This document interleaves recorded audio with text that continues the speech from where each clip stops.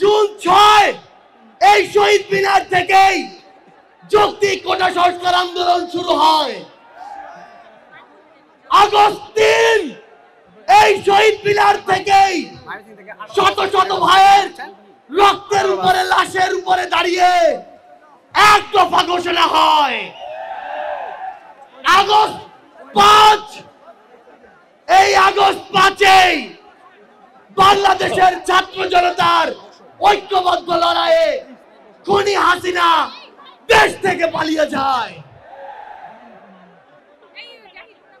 ওই জুন 5 থেকে আগস্ট 5 যে লড়াই, সে লড়াই কি শেষ হয়ে গিয়েছে?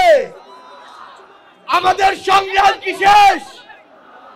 আমাদের সামনে এখনো খুনিরা, খুনিদের দোসররা এখনো উন্মুক্ত ভাবে চলাফেরা করে।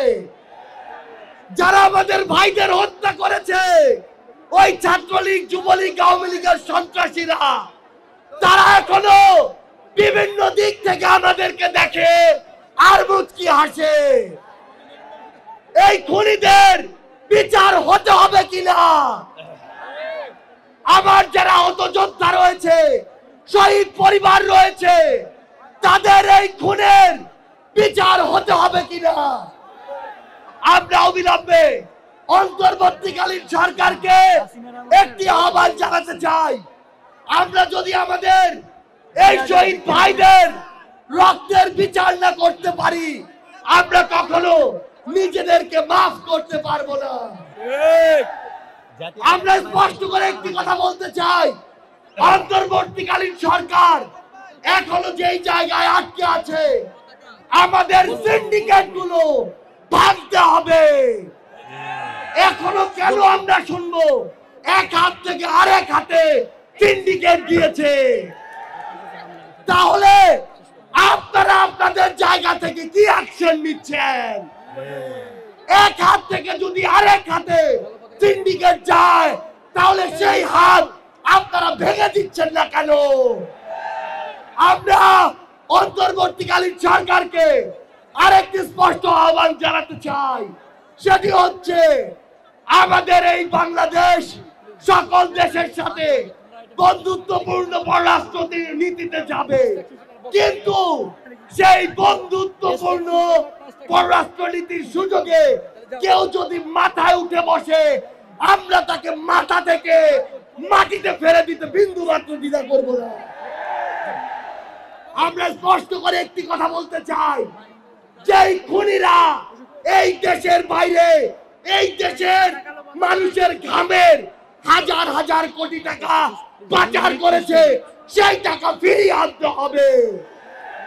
আমরা স্পষ্ট করে বলতে চাই, ওই গোপালগঞ্জে যেই খুনির দোসররা এখনো ঘাপটি মেরে আছে, তাদেরকে আইনের আওতায় বিচার করতে হবে। গোপালগঞ্জে এখনো কিভাবে আমাদের এই অভ্যুত্থানের যোদ্ধাদের উপরে হামলা হয়, আমরা প্রশাসনকে, পুলিশকে স্পষ্ট ভাবে বলতে চাই, পুরো বাংলাদেশে আমাদের এই যোদ্ধাদের, ফ্যাসিস্ট বিরোধী আন্দোলনকারীদের নিরাপত্তা যদি না দিতে পারেন, তাহলে ওই চেয়ারে কোন আইন শৃঙ্খলা রক্ষাকারী বাহিনীর বসে থাকার কোন অধিকার নেই। আমরা স্পষ্ট করে শুধু একটি কথাই বলতে চাই, আমরা এই অন্তর্বর্তীকালীন সরকারের কাছে আমরা এই গণহত্যার বিচার চাই। আমরা সিন্ডিকেট থেকে আমাদের মানুষের মুক্তি চাই। আমরা পাচারকৃত অর্থ ফেরত চাই। আমরা দ্রব্যমূল্য নিয়ন্ত্রণ করে মানুষের স্বস্তি চাই। আমরা আহত যোদ্ধাদের সুচিকিৎসা চাই।